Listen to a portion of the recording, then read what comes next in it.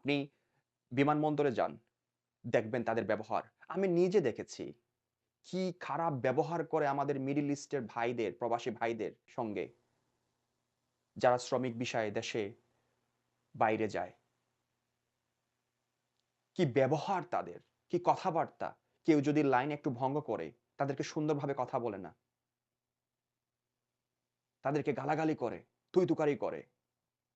এটা কোন সভ্য দেশের কাজ?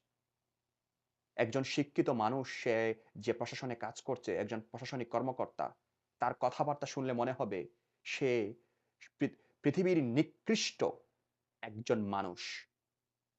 আমরা সেভাবেই তৈরি করেছি। আমাদের মেন্টালিটি আমরা এভাবেই তৈরি করেছি। কেন? যে দেশটি চলে প্রবাসী রেমিট্যান্সে তাকে কেন বিমানবন্দরে হেনস্থার শিকার হতে হবে? তার জন্য কেন একটা ট্রলি থাকবে না? অনেক আশা